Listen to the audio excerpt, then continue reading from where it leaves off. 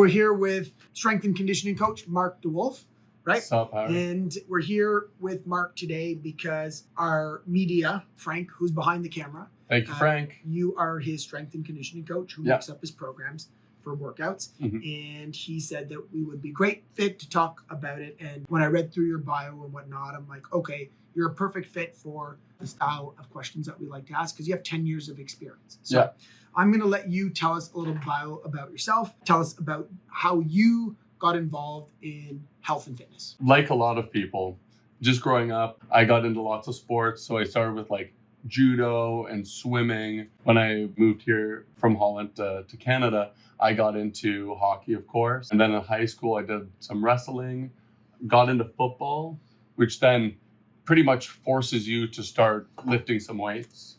So you get really, really into doing that. And then I also got into boxing as well, just training at Beaver Boxing Club.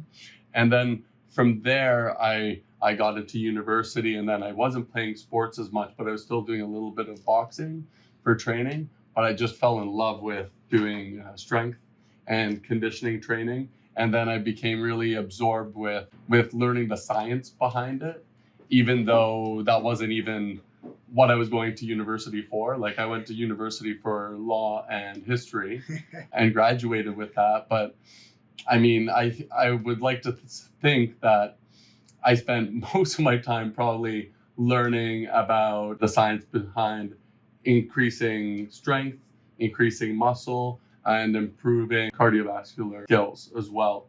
And then when I got out of university, I just got to a job at a big box gym. Initially, I was thinking, well, I'll do this for a bit, then maybe I'll go to law school. But then I just fell in love with it all, and I've been there for the last 10 years. So what you're saying, you went to university to find your passion outside of university. Yeah, pretty much. And you found what you like. Which gym are you with? So like, which organization do you Yeah, work with? so I work for Goodlife Fitness in Ottawa. Our team there is really good, and I've been enjoying working with lots of people that are more like general population. But sometimes you get some general population clients that can do some pretty incredible things as well. And how long you been with that company now?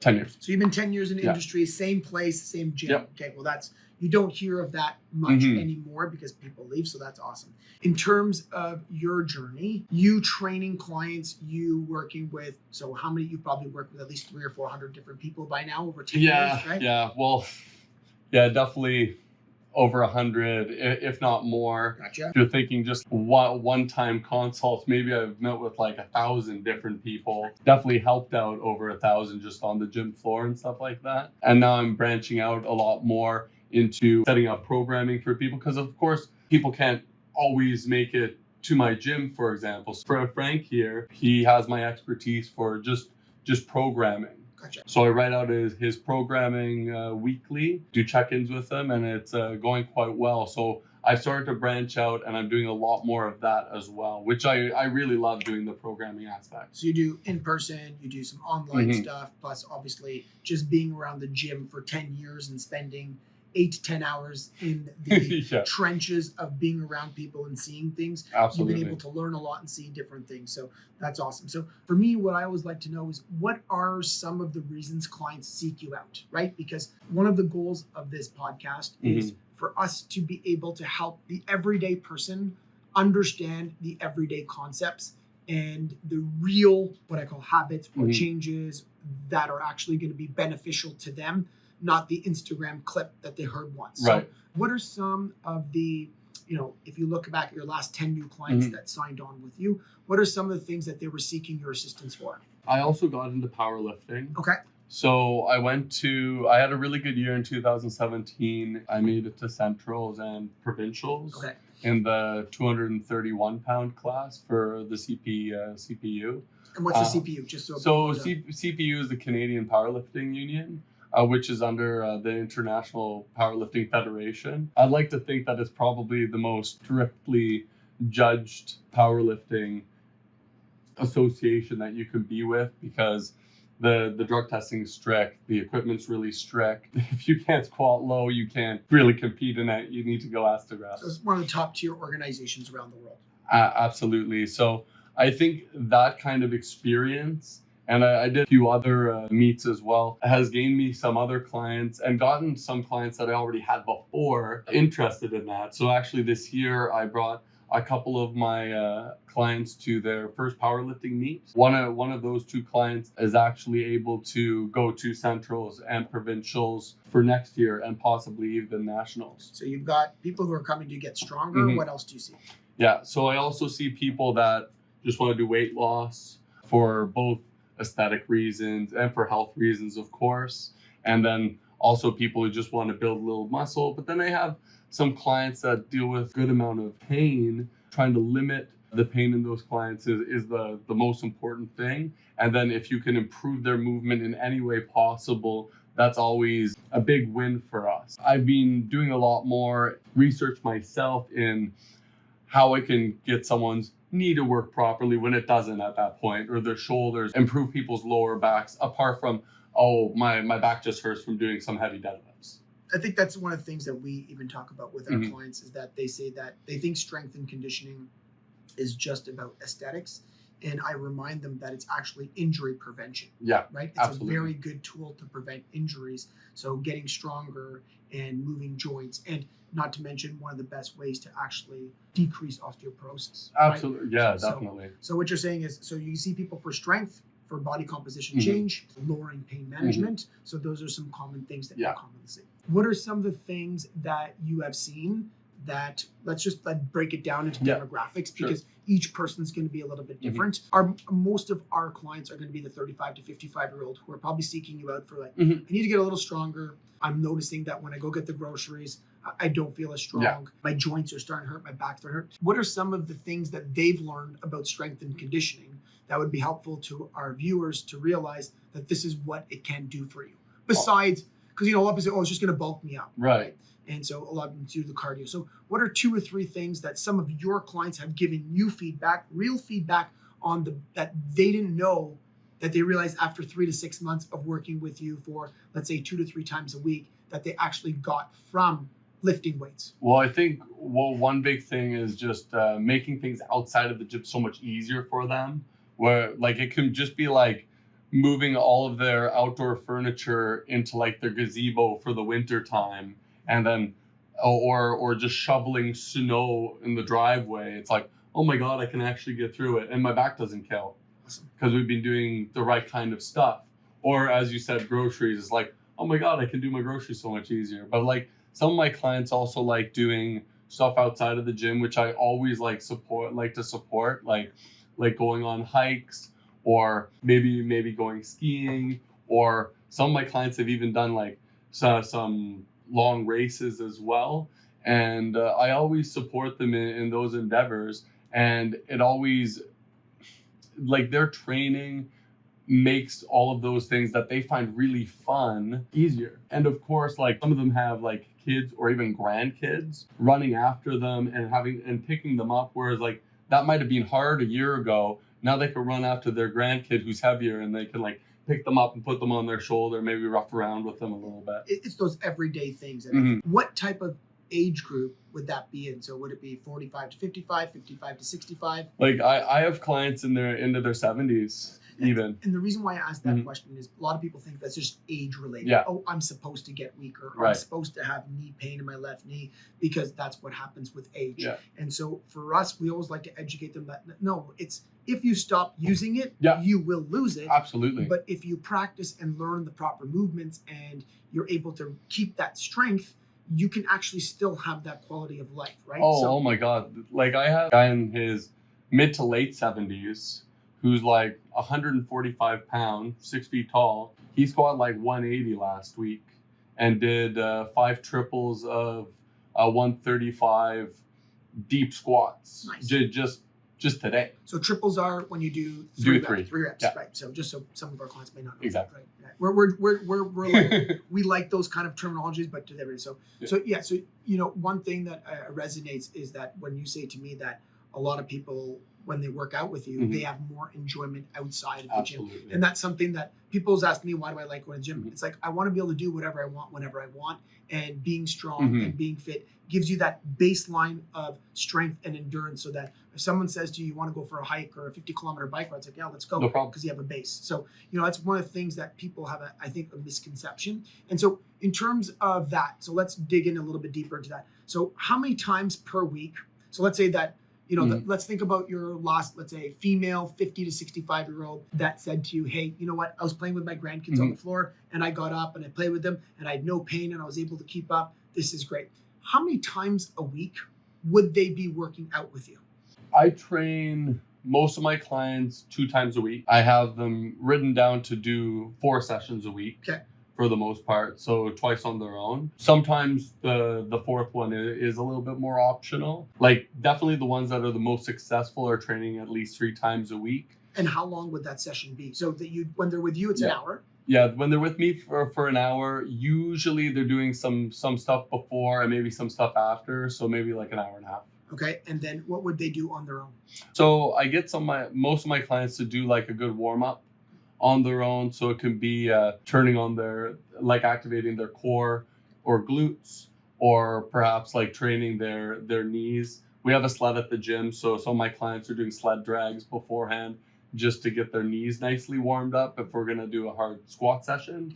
Then afterwards, I'll have them doing some of the accessory exercise that we might not have been able to get to. So it's like they might have to do some lateral raises or rear delt flies afterwards or something like that. So when they do their one session on their own, how long would that session be? Probably an hour and a half. Okay, so now that's for your 60 to 75-year-old woman, or is that a power lifter? My 52-year-old client who is a power lifter, she trains quite a little bit more than that. Gotcha. She was in for like about 2 hours this morning. And the reason why I asked that question is because people think it needs to be this elaborate workout, right? So what is the minimum time that you've seen success with? Hour. So if they do 3 hours per week, right? And now that the client average, let's say, how many training years of age would they be in when they come in? So training years of age would be, did they train before they come and saw you? Or are they like just walking off the streets and, I don't know anything about a gym, please help me because I want to hire you for that. That, I'd probably have them just training with me, absorbing some stuff. And then I will give them like the most basic plan to do on their own for their 3rd session. And that won't probably even take an hour. Because I don't want to like give them too much. Correct. Then you get a little bit demotivated if you can't get all of it done. And then how long until so you're saying about a good 3 hours. I would say that's I think 3 hours is fantastic for most people. Is a good, probably medium to high. Yeah. Even if you got in 45 minutes, you could probably see some benefit. Now, how long until those people start to notice a difference in that everyday stuff? When you start getting those positive comments like, hey, I went and picked up this 3 to 4 weeks. 3 to 4 weeks. So that's good. So it's a 3 to 4 week barrier, right? 2 to 3 times per week. 3 is probably better. 4 can be hard. 2 is probably, you'll see some results, but 3 is probably the best. So, I just like to make sure people have if they're building out what they need to do. So 3, you're saying that 3 1-hour sessions per week is a good base to be able to notice a difference from in about a month's time in terms of quality of life. Absolutely. Okay, awesome. Yeah. Awesome. That's bang on. And so now when we start to break down exercises, right? So now we've got the timelines. So what would be 2 or 3 exercises in your 10 years, all populations? What are 2 to 3 exercises that you've seen correct someone's body so they have less pain and you saw them get stronger 3 or 4 weeks later? Okay. So like we call that structural balance. So what are 2 or 3 exercises that you've seen across the board, with 80% of your clients make a benefit to their overall improvement and less pain management? What would you say are some of those exercises? Well, it has to be squats. Okay. Especially for the knees and the hips. Now you're talking barbell squats, split squat, any type of squat? Any type of squat, because like a lot of people might think they could barbell squat, but I won't even get someone to barbell squat in their first session. Okay, so break it down. So what are 3 exercises that you would give somebody? So that's for the first thing. Yeah. So what are 3 exercises you've seen someone do that actually improved everything else? So obviously we know you can't start someone with a barbell squat, and that's goblet squat is fantastic. Perfect. So that's what we're trying to help people understand is like, well, I can't squat, so that means I can't get. So something like a goblet bench squat Okay. where you're actually sitting down onto the bench and standing up. Right. So goblet squat. So you can hold a weight. It can be 5 pounds. Yeah. So a lot of people find that easier because they have a little bit more balance. Yeah. So they sit down, stand up. When they're going to the toilet, they're doing the same thing. Yeah. So I mean, if they're able to do that, it makes a lot of things much easier. I would have them do a hinge movement as well. So hinge movement can be like a barbell deadlift, but it doesn't have to be. So what would be so you're saying your first one is you like a squat pattern. Squat pattern. So squat pattern, what you're then saying is you like the goblet box squat. Yeah. Right? Goblet box squat. Or bench squat or chair squat. They could do it at home. Yeah. And then you're saying you'd like a hinge movement. A hinge movement. Okay, so what would be a beginner's progression hinge movement for the average person walking off the street who's never been in the gym? I mean, you could have them doing a hinge with no weight to begin with them like a step away from like a wall. Okay. And you can just have them slide their hands up and down their legs and pushing their hip towards the wall. Gotcha. And back up. Pretty much everybody can do something like that. And then you can over like the next couple weeks, you can add in like maybe some little dumbbells or something like that. So minus the deadlift. Yeah. What is your favorite hinge movement for progression for a client? Like a Romanian variant is Okay. pretty good. So that's when your legs are like have a pretty soft bend in them. Okay. That's a lot more like glute oriented and hamstring oriented. So would that be one arm dumbbells? What would you do? I would have one dumbbell in each hand for that. And again, most people can do that. Like just take they're like 1 pound dumbbells. Gotcha. So you can have 2 1 pound dumbbells and do this. Okay. So hinge movement is you're liking the goblet squat. You like the Romanian style deadlift. Yeah. And then what would be another one that you would see that gives maximum benefit to a client? Well, I think any kind of pull movement. So specifically, what I like to get people to do is just a dumbbell row. Dumbbell bent over row. Okay. Nice and easy. Generally supported with the knee and hand on a bench. Okay. And they're bent over and they can row. And you can teach people to brace really well from that position as well. So then they're learning how to brace in that position and in a deadlift. So it has a lot of carryover into improving their core, which like a lot of people end up with lower back pain or they end up with knee pain. So in this way, we kind of helped both of those things. And you're actually working a lot of the rear delta as well when you're doing rows and your lats and rhomboids. So then you can retract a lot better because, I mean, a lot of people are always like hunched over, I feel, all the time, and they're always pressing forward constantly. So doing any kind of opening for their chest, I find really beneficial for them. So that's great. So what you're saying is 3 hours per week. Yep. With, after 3 to 4 weeks, they should notice a difference in the way they feel. And you like the goblet bench squat, you like the hinge movement of some sort with a Romanian style, and you like a standard 1 arm back row. Yeah. Perfect. Those are great. So those are pretty good exercise I think people would feel comfortable doing. Absolutely. And then if a newbie was there going by themselves and they wouldn't feel comfortable, what are a couple of machines that you would say that you've seen, again, carry over for clients going in and you use them and you said, hey, you know what? They felt a lot stronger after using them. What are maybe one exercise? I think the goblet squat would be pretty easy for most people and the barbell row. But let's go more into like the hinge, right? Because I feel like some people would be a little bit more scared about that because they're like lower back. Right. What would be a machine that would give them that movement that if they didn't feel comfortable doing? Well, I think that a lot of times when people are unable to do a hinge properly, their hamstrings are just weak. So, I mean, you can get them to do anything that'll isolate their hamstring. So a hamstring curl of some way is just nice and easy. And I mean, most of my clients hate it because it can burn their hamstrings pretty good, but it is really effective because you're bucketed in there. Yeah.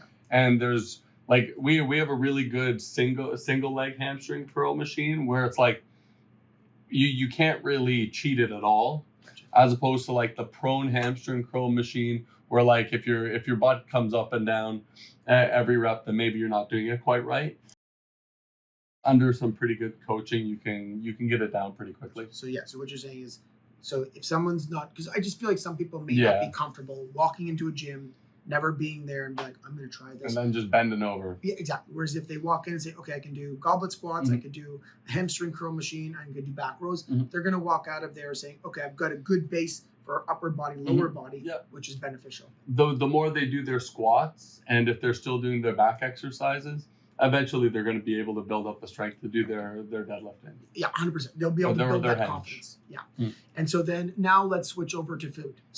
Let's say one or two things that you've seen clients ask you a lot of questions about. Right. Obviously, because as a coach, you're going to be there with them for an hour. And they've probably got 50 questions, and some of them may be more related to nutrition, sometimes the strength and conditioning. It's all like we're training and then we're talking about food all the time. Exactly. So what are one or two things that people ask you about all the time? How much protein to eat? Perfect. Good. Is a huge one. I try my best to get them to go for 1 gram per pound. Gotcha. I mean, if they're quite a little bit heavier and have a little bit too much body fat, then I can measure them out on like a Tanita scale to check their like body fat percentage to find out how much lean body mass they have. And then it's like, that's how many grams of protein they're trying to aim for. That's one big one that I always talk about. And so obviously some clients probably write down what they eat. Yeah. What is the average protein a person eats when they come and see you? Probably less than 100 grams. It's true. It's one of the major nutrients that we see people undereat the most, and I think it's got a lot of confusion. So obviously there's the protein issue. So you've seen in your own practice that everybody undereats protein. Definitely. And it's where you got to spend a little bit more time. Same in our office. What's the second thing that they commonly ask you about? Probably how many calories they're supposed to get in. And so how do you track that? How do you do that? A lot of clients will actually go into and use MyFitnessPal, which is good. It's better than not doing that, because if you have some kind of a base, you know what to go off of. Or they'll write all their food down, and then I have to go through and count up all their calories. And I mean, surprisingly enough, a lot of people are under eating because they're afraid of gaining weight, but they're also under having protein. So when you undereat protein, one of the things we tell our clients, if you're under-eating protein, that means you're going to overeat everything else, right? Because the satiety. Like eventually, like it might not be this week, it might not be next week, but at some point you're just going to hammer a bunch of food, and it's probably not going to be protein. So what you're saying is that a lot of clients undereat, and so they want to ask you about calories. Yeah. And then I'm sure once you tell them how much calories they should be eating, and they look at that in food, they're like, that's way too much food. And then you start to increase the food to that level of calories, and they don't gain any weight. Yeah, that's because So some have even lost. They add more calories and then they lose weight, and I'm like, well, you're under eating so much. And so what's another thing that you comment? Because there's so you many guys things, hear everything, right? So what's the third thing that most common people ask you about? So something that they might not ask me about, but I definitely talk to them about is like water intake. A lot of clients don't have enough water, or like they don't like the taste of the water or whatever. And I'm like, well, you really should find a way to get it down. And one thing that's helped with that is getting some clients to just have some element. So they're also having like some sodium and magnesium as well, some electrolytes, like taste a little bit better for them. Good, and they're like, oh, it's like a fun drink to drink. And it's like, whatever gets the water in, man. I find this very refreshing because in my office, every time I sit with a client, I say the 3 things that most people undereat every day: protein, vegetables, and water. Yeah, 100%. Right? And yet you read any nutrition book, the first basics are drink water, eat more vegetables, eat protein. Yeah. And then they're all concerned about why are they not achieving or seeing results, because they're doing everything properly. But then when you actually put everything into a calculator and calculate it, was way off. I'm just finding it refreshing because obviously I work more in a nutritional consulting atmosphere and you work on the gym floor. Yet this is why I want to make sure I ask these questions, because they're the exact same. Absolutely. We're all getting the same questions asked to us, and yet we're all gonna kind of give the same answer. So that's refreshing to hear. And so in terms of food changes that you've made, what are some of the things that clients have asked you after being like, for example, hey, I started eating this much protein. What were some of their effects that they noticed that, debunks Instagram, for example, right? Because so many people will come to us and say, I'll give you an example. We had a client come in and she said to me, she goes, I was always afraid of fruit. Now you have me eating 2 cups of fruit per day. Yeah, that's a big one. I'm feeling more energy. I'm losing weight. My bowels are moving better, and I have less cravings. But everywhere I go, someone's told me not to eat fruit because carbs are the enemy. I said, well, I'm not quite sure, but there's a lot of benefit to fruit. So what are some of the things, minus the fruit example I just gave you, what is 1 or 2 things that clients have come back to ask you saying, hey, that really made a game changer in, let's say, energy, digestion, muscle mass, right? In terms of their body composition. Well, I mean, the introduction of more fiber. I mean, it's a little bit, that's probably why the bowel movement is moving a lot better when it comes to fruit. But I mean, just getting more veggies in, and it's like, oh my God, I can actually go to the bathroom every day. Yeah, and it's like, you probably should be going to the bathroom every day. Correct. That is one way of seeing that your body's actually pretty healthy. So when you've increased vegetables in a client, they always come back to you and say, hey, my bowels moved a little bit better. Okay. And it's and it's actually pretty life-changing. So a lot of people are really backed up, and something like 1 in 3 people don't poop every day. And just blows my mind. So it's that is so important. And I mean, your workouts are going to be far better as well. So that's one thing. Let's go into body comp. So that's more of a health benefit. What is one change that you've made with a client that they were shocked actually helped them change their body comp or lose a little bit of weight? Well, I would say introduction of carbohydrates that are quite healthy, like sweet potato and oatmeal, and getting away from maybe bread that they've been having a lot. One of my clients was going to Subway a lot, so they're always having all these subs. And it's a lot of bread, and instead of doing that, they started having sweet potato with ground beef and broccoli, and then they're losing body fat, but they are full and they feel much better. And it's well, you're having the right stuff now. Yeah, when you eat real food, you will have a higher satiety index. Absolutely. Right? And it even could be the same amount of calories, but the way that you feel after actually helps you fight the cravings. Oh yeah. After. And number 2 is if you eat a sub, you may sit on the couch for 3 hours, whereas you eat a sweet potato, ground beef, and veggies, you're I have more energy. So now you're going for a walk. You're doing more things around your house. So yeah, exactly. That's actually one of the I'd be starving after having a huge sub. After 45 minutes, I'd probably be starving. It's funny because we have a lot of clients that come in too and say to us, how come I'm eating more sweet potatoes and I'm losing weight, but everybody's told me that I shouldn't be eating these because, again, carbs are the enemy, right? Yeah. And so it comes down to, I think we're seeing more now is quality becomes a difference. And I mean, the calories in sweet potatoes, really low. No, it's I think 1 pound is probably 180 calories. Yeah, right? You can go crazy on sweet potato if you want. But again, I'm going to say it again, but it's very refreshing that it's the same changes we see in our office, that when you start to work with a professional and a coach who's done it with 100 to 200 people or 300 people every day, and you make a couple of changes with people, they're always just so shocked. I'm yeah, because you're going on Instagram looking at one reel and thinking that that's going to change your whole nutrition. Yeah. But when you actually start to put together a plan around your nutrition, which is hey, here's some better foods that we can eat for this to give you this satiety index and that effect, that's great. Yeah, and I mean, Instagram really tends to overcomplicate things as well. I mean, there's so much stuff you need to sift through. I mean, there's some good stuff on there too. Great stuff. But I mean, you need to get through some things, and if you don't already have a knowledge of it like you do or I have, it can be really confusing for a lot of people. So it's I love it when clients ask me questions. I ask them to ask me questions so that I can clear up a lot of misinformation that they might be seeing. Exactly. Yeah, because they're getting the 5-minute clip, what that gives out of your diet out of 100%. The 5-second clip. Yeah, that 100% of your diet, this is going to be a 5% change. Yes. That's not going to be a game changer, because that other 95% is probably where you're going to see the better result, not that 5%. And so now I want to ask you, you're fit, right? You've competed, you've done lots of sports. I want to ask you a question of, so what are 3 non-negotiables? Yeah. So I think also my reason why I asked this question is because health professionals do stuff based on the experience of what they've seen and done. What are three things that you do that no matter if I went to, like you told me about your background, about you traveled around the world, what are 3 things that you do every day?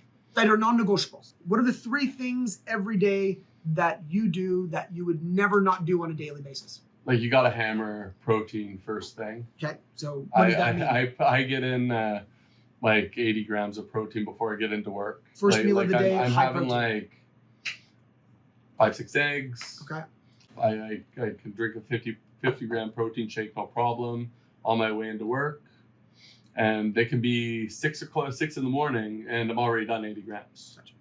So it's like when clients come to me and they're like, oh, you give me way too much protein eating. I'm like, well, I had like all of that in like 5 minutes. Yeah, but you're trained at it. But I'm trained at it, but it's like you can work up that. Correct. I think that's what people forget is that you have to progress into it. So your first thing that non-negotiable is you eat a high protein meal first thing in the morning. Okay. What's the second thing? So sleep. Okay. You got to make sure you have good sleep and enough of it. So how many hours do you sleep? I would say like 7.5 hours is like perfect for me. Okay. But it's like, if you're having less than 6 hours of sleep, like you're doing yourself a huge disservice. And if you're only giving yourself 6 hours of sleep, you're probably sleeping less than that. So giving yourself a little bit of a buffer and just be like, okay, turn off the phone. It's like, I need to give myself at least a 7-hour window. So every night your goal is 7.5 hours. Yeah. Okay. What's the third thing? Take creatine and magnesium every day. Perfect. Right. Those are 2 great supplements, right? I think creatine is one of the most researched performance supplements, and obviously magnesium, because you say sleep is your quality. Yeah, it's there. So and sodium as well, guys. You need to make sure you get enough salt in. There you go. So so you're saying that every day, no matter what, you're eating a high protein breakfast. You're going to be making sure you try to get 7.5 hours sleep, and you're going to make sure that you take those 3 supplements, right? 3 supplements. So sodium, magnesium, and creatine. Yeah. Now, you told me something today that you just had a baby 2 years ago, right? So what are some things that have changed in your has anything changed in your health routine since having a baby? So obviously sleep might funny change enough, a couple times. Not too much, because she is a fantastic sleeper. That's great. So she's learning from the best with the 7.5 hour sleeper, right? What helps is like for us is like sticking to such like a strict schedule from the very beginning. Sleep schedule. Because then it's like, well, this is just the time to sleep. Like there's nothing else that she could possibly do but sleep. So she asks to sleep. And has your nutrition changed? Has anything changed? Nothing. Nope. So no. Because you want to make sure that you follow the things that you set out to do. So whether like stuff happens, obviously, and it's not easy for everybody, but what's important for me is to make sure that I follow like the guidelines or rules that I've already given myself. So I don't want to like change it too much. And I know in the end it's better for me and like better for my family as well anyway, because I'll go crazy if I don't get enough sleep, don't get my working's in, or don't eat enough. And how's your wife eat? Does she eat similar to you? Yeah, same thing. So yeah, that makes super well. It actually makes it a lot easier. Cooking's amazing. Awesome. All right. Well, this was great. This was a lot of information that we wanted to give to clients. I appreciate you taking the time to make it work for mine and Frank's schedule. And so tell us where people can find you if they're looking for your information. How do they find you? Yeah, so you can find me on Coach DeWolf at Instagram, square1academy.ca, and also on Spotify. You can find us, me and my partner Mac, at Square One Academy on Spotify. All right, great. Well, guys, here you go. 10-year veteran, lots of experience. I love it. It's refreshing for me to sit down with vets who we all go through the same conversations with our clients. And that's why I always tell clients, there's no such thing as a dumb question. It's only dumb if you don't ask me. Absolutely. That's why you hired us. And it's not just you going through this journey. Everybody's going in this journey for improving their health. And everybody has the same questions. So that's why I always tell clients, ask someone who has done it with many people before, because you're going to get the information that you need. The only problem is we're going to ask you 50 questions back before we can answer the question, but it just goes to show you that the questions that you're asking are everybody's. So never feel shy and understand there is a lot of confusion out there, but there's people who can help you. So don't feel like you're lost. All right. Hope you guys enjoyed this episode and have a beautiful day. Thank you, guys. Very good.